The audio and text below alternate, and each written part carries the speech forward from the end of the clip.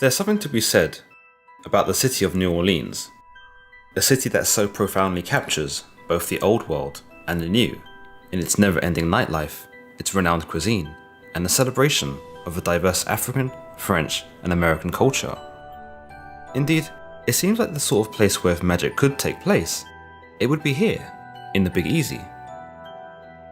Of course, this brings me to one of New Orleans' most notable residents, Marie Laveau, the woman said to be the Voodoo Queen. Despite having been dead for over 200 years now, people still say that Marie Laveau has power over the city. Going by what the legends say about her voodoo practices, Laveau would perform remarkable feats, some saying they are nothing short of miracles. In this video, we'll primarily be focusing on Louisiana voodoo, or New Orleans voodoo, which is a product of the religion Voodoo, though heavily influenced by the Christian and French culture of New Orleans, in which Marie Laveau would become a staple of. Although there is plenty of information about Marie Laveau in the legends and lore of New Orleans, separating the fact from myth isn't exactly easy. We know little of Laveau's early life, other than that she was likely born in 1801 to a wealthy plantation owner, as some sources say, and his black mistress. Her father, who is also cited as being Charles Laveau, may also have been something of a politician, going on to become a mayor of New Orleans in 1812. Her mother was named Marguerite, and was also said to be something of a voodoo practitioner. We also know that Laveau would go on to marry a man named Jacques Paris, a carpenter who would give her 2 children. However, Paris would suddenly go missing in 1824, whereby Laveau would speak of his death, claiming to be a widow. Though it's equally believable that Paris had simply deserted Laveau, but that she was too prideful to admit this. After all, she was described as being a beautiful woman, tall with dark curly hair and golden skin. At the pinnacle of her notoriety, tabloids would describe her as having good features. Good features at the time meaning that she appeared to have the physical traits of a white woman more than a black one. After Paris's death, Marie would begin working in a beauty parlor as a hairdresser. This is actually one of the most important parts of her life, for it's here that she would service the wealthy white and Creole women of New Orleans, whereby they would confide in her their most intimate secrets, desires, information about their husbands, lovers, their estates, and family affairs. Many believe that this wealth of information that Laveau would receive on a daily basis is what gave her political leverage and is the reason why she was able to rise up through the social ranks. Laveau would later begin a relationship with a man named Louis Christophe de Glapion, a man from a powerful local family whom she would birth 15 children to in rapid succession.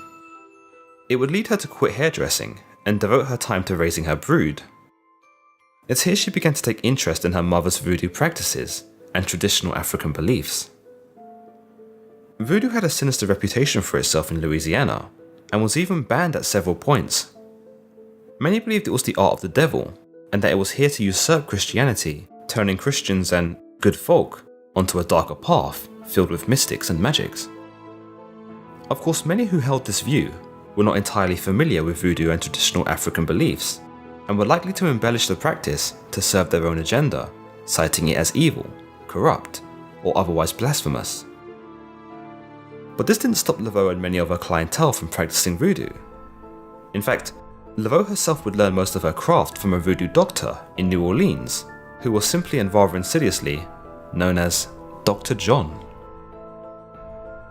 What separates Louisiana voodoo from Voodoo and other forms of voodoo is the Catholic influence that people like Laveau infused with it. Louisiana voodoo would incorporate holy water, incense, statues of saints, and even consisted of Christian prayers, thus making it more acceptable to the upper class and more appealing to those who were devout to Christianity. A lot of Laveau's beliefs included spiritual forces, as is common in all voodoo, whereby the spirits which are summoned can be either benign or mischievous. The idea was that these spirits connected with the followers of voodoo, guiding them, imparting some form of divine knowledge, or simply bringing good vibes. How this was achieved was through a mixture of dance, music, singing, and even the use of snakes. In fact, Laveau herself was even said to have worn a pet snake around her neck, which was named Zombie. Some of Marie's notable services as the Voodoo Queen include the selling of gree-gree bags an amulet originating from Africa that is said to bring fortune and protect the wearer from evil.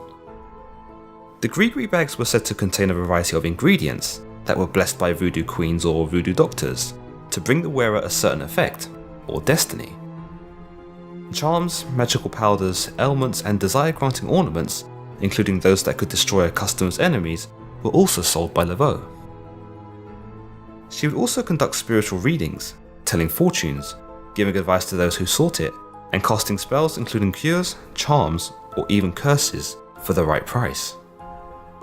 However, some historians believe that Laveau's feared powers were actually just clever acts, and that all of her divine knowledge about people's lives was merely acquired by the recording of many secrets that were spilled to her by her clients. Bearing in mind, she would be serving many prominent households in New Orleans, some of them likely to divulge certain sensitive information given her warm and compassionate persona. It's suggested that Laveau would use this information to further her own status, or would use this information to build the idea that she was indeed all knowledgeable. Another account has it that Laveau would use the black servants of rich whites to obtain information, and that she would do this by either instilling fear into the servants, threatening to curse or hex them, or simply pay them off. There is one story of Laveau's powers that would captivate all of New Orleans. Supposedly, a wealthy man's son was accused of a rape allegation and was set to face a long jail sentence. The evidence against the wealthy man's son was damning, and it looked to be an open and shut case. Desperate to ensure his son's freedom, and out of all options to achieve it, the wealthy man went to Laveau for aid. In exchange for her success in this matter, he would offer her a house. Laveau agreed and hosted a voodoo ritual where she underwent a form of self-torture. She placed 3 ridiculously hot guinea peppers in her mouth and held them there for hours as she appeased to the spirits. In voodoo, the belief is that the spirits take pity on those under great suffering, and so Laveau would use her pain to draw the spirits out and grant her what she sought. We use a guinea pepper, hotter than Hades. When the gods see this willingness to suffer, to sacrifice, they pay attention. On the day of the hearing, Laveau snuck into the courthouse and placed the guinea peppers that had been in her mouth under the seat of the judge. Some believe that the energy from the spiritually enhanced peppers caused the judge to set the wealthy man's son free. As was the agreement, the wealthy man would then grant Laveau the house he had promised her.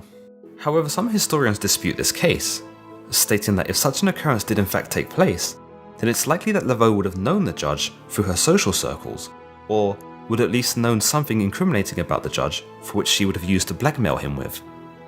Of course, she would have still used her voodoo theatrics to convince New Orleans that she did indeed possess magical powers, but some believe that the basis of her powers was merely political manipulation and intimidation.